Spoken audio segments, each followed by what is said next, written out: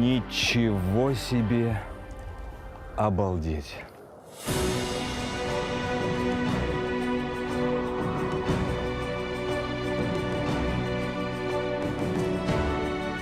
Сулакский каньон. Невероятная горная громада. Одна из самых головокружительных достопримечательностей Дагестана и всей нашей страны. Безусловный must-see. Он красив, как ни посмотри. Но чаще всего посмотреть на каньон приезжают в поселок Дубки.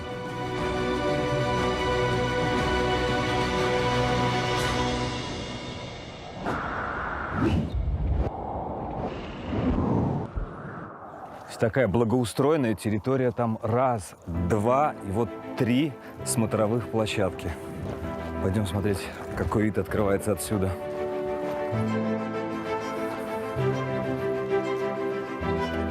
Вау!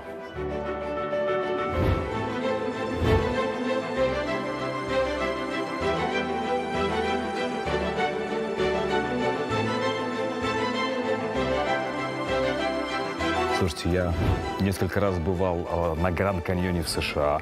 Только что вернулся из Черногории, там каньон реки Тара, который считается типа вторым после Гранд. Но в Америке давным-давно высохла река. Здесь, посмотрите, какой вырви глаз, бирюзово-изумрудный и прям манящий цвет воды. Орлы, орлы, смотри, какие! Вау, сколько их! Кружат.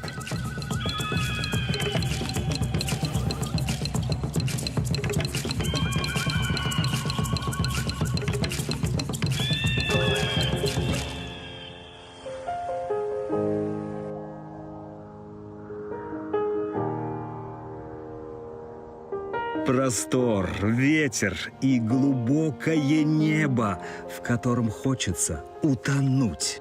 Мне срочно нужны антиобморочные капли.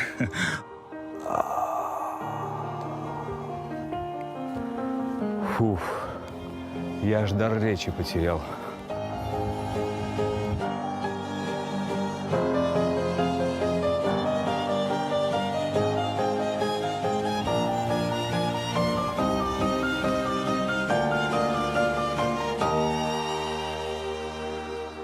Сфотографируйте, пожалуйста.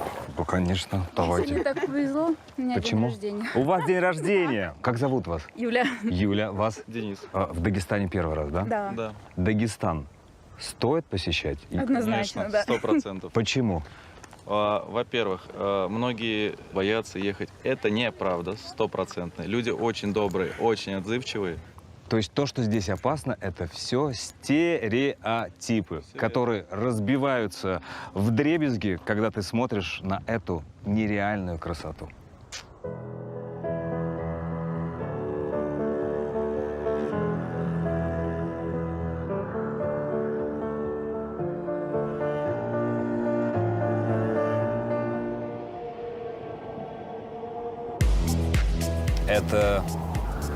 Это круче, чем круто. Часами можно сидеть, глазеть, медитировать. Бешеная энергетика. Настоящее место силы. А поддержать силы вашего организма, а значит укрепить иммунитет, вам поможет Doppelgänger Актив витамин С плюс цинк, где бы вы ни находились. Раз. Берем бутылку с водой.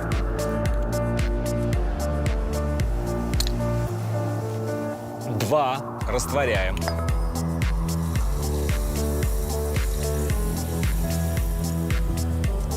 3. Наслаждаемся полезным напитком со вкусом красного апельсина и граната. Быстрый, вкусный, шипучий.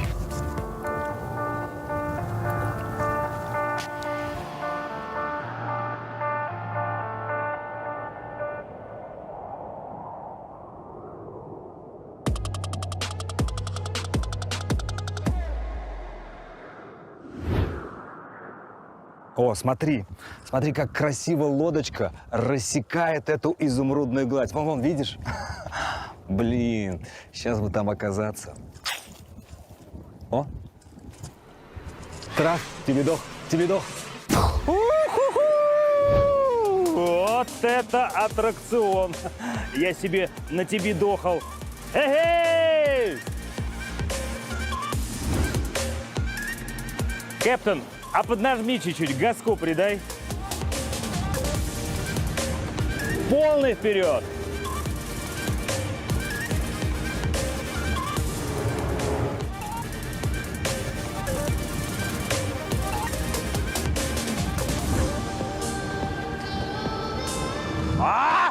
Держись!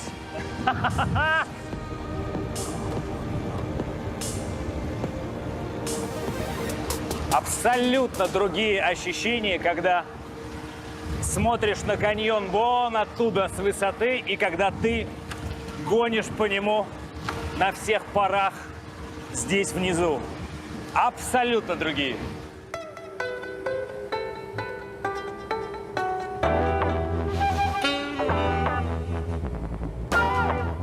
А можно чуть-чуть помедленнее здесь? Хочется разглядеть вот это все.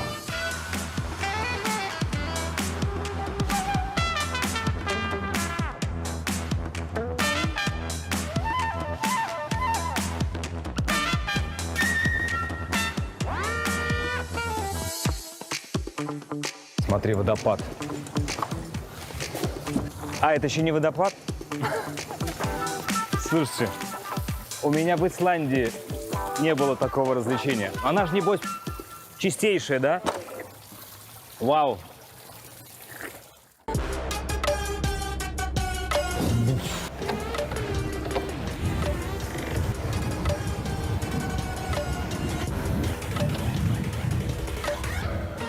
А вот это уже водопад.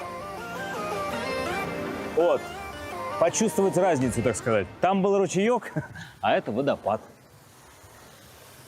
И что, из него тоже можно попить? Давайте. Ладошкой здесь уже не отделаешься.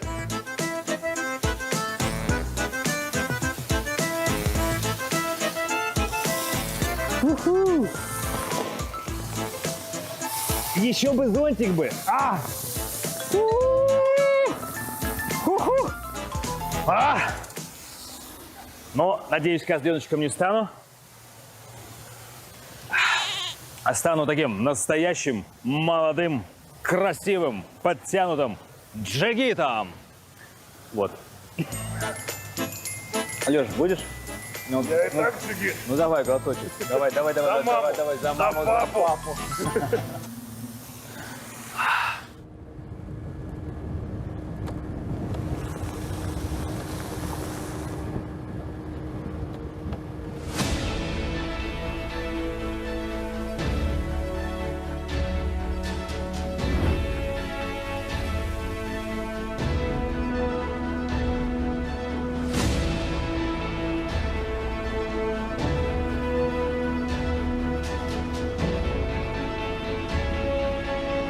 У меня глаза не верят в то, что они видят сейчас. Это просто реальная декорация или компьютерная графика для какого-то фильма. Стивен Спилберг и Джеймс Кэмерон, когда рисовали парк юрского периода и «Аватар», наверное, и подумать-то не могли, что такие неправдоподобные красоты существуют в реальности.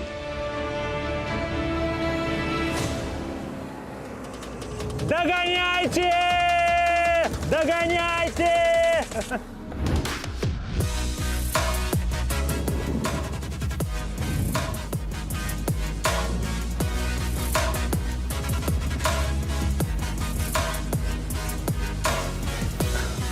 Еще чуть-чуть скорости и взлечу, как орел.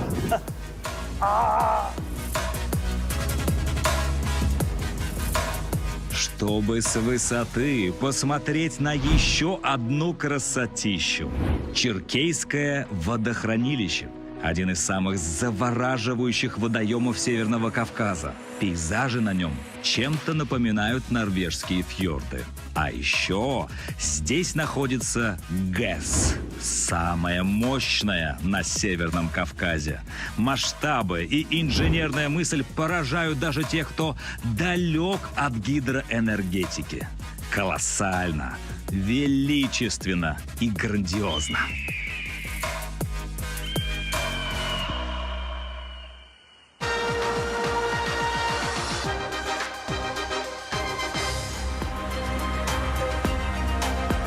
Любоваться на захватывающий дух пейзажа можно просто катаясь по трассе. Но сейчас я планирую свернуть с асфальтированного серпантина на бездорожье, чтобы увидеть нечто потрясающее.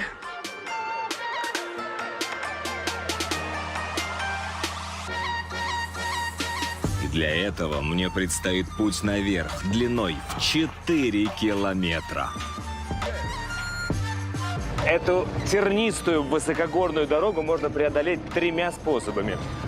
Самый долгий, но бесплатный – пешком. Второй – самый дорогой, но аттракционный – на лошадях. И третий, собственно, его мы и выбрали вот на таком роскошном внедорожнике за 500 рублей за машину. Что за машинка у вас? Что за джипарик? ГАЗ-69. ГАЗ-69. Вот, видите, достояние Дагестана. Приехали, что ли? Но, к сожалению, это не весь путь. Впереди еще примерно столько же. Но уже пешком.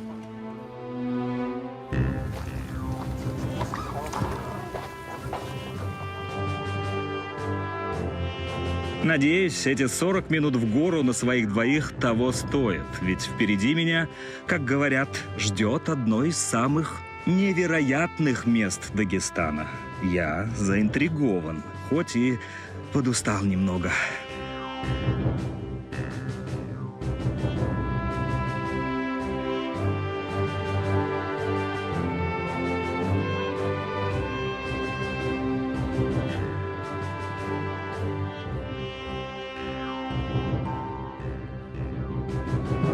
Ох. Еще чуть-чуть, еще немножко.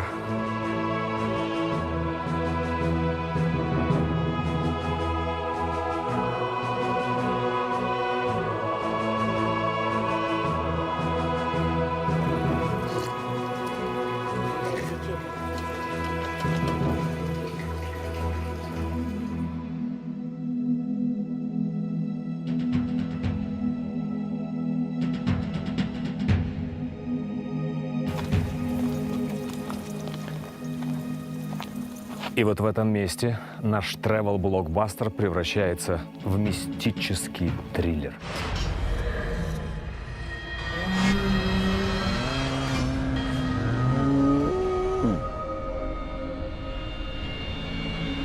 Кавказский Мачу-Пикчу, село-призрак Гамсутль.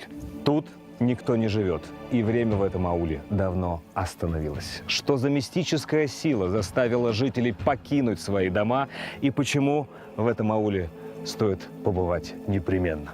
Давайте узнаем.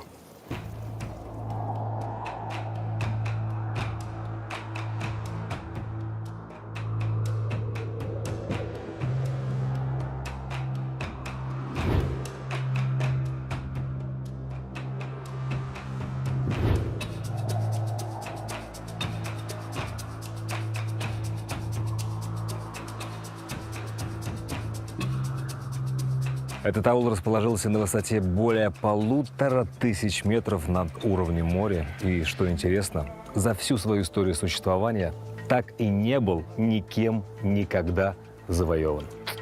Слишком уж он оказался неприступным.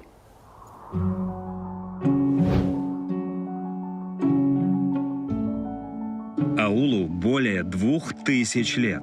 Однако к призрачному миру Гамсутль примкнул совсем недавно, в 2015 году. Сложно представить, но еще несколько десятков лет назад тут кипела жизнь. Работали магазины, школа, небольшая больница и даже родильное отделение. На веревках сушилось белье, старики чинно вели беседы, слышались детские голоса. Какой же таинственностью пропитаны эти тропинки, эти стены.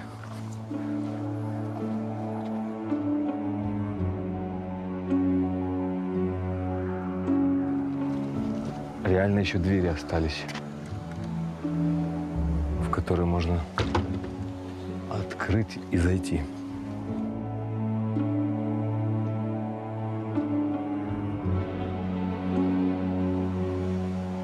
Видончик, конечно, отсюда огонь открывается.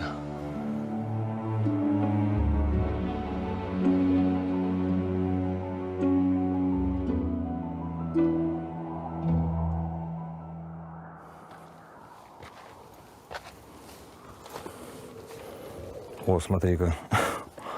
Практически микроволновка прошлого столетия.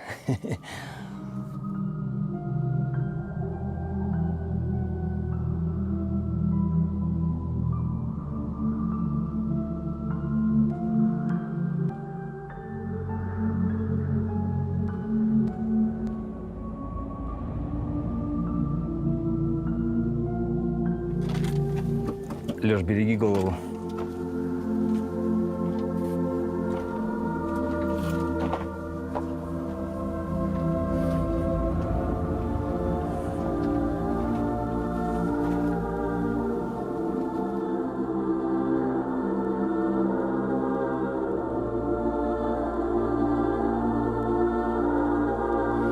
Это что-то завораживающее. На самом деле никакой мистики в том, что аул опустел, нет. Просто молодежь стала уезжать в более крупное селение, чтобы учиться и работать. И сюда уже никто из них, конечно, не возвращался. А старики доживали тут свою жизнь.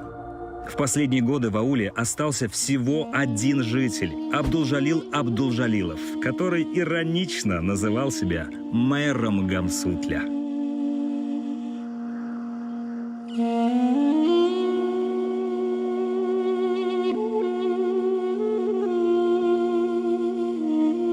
Вот то самое жилище.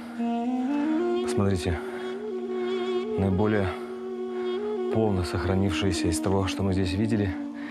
Это домик самого последнего жителя Гамсутля, который покинул и это село, и этот мир в 2015 году. Довольно-таки спартанские условия, но он до последнего вздоха был верен этому аулу.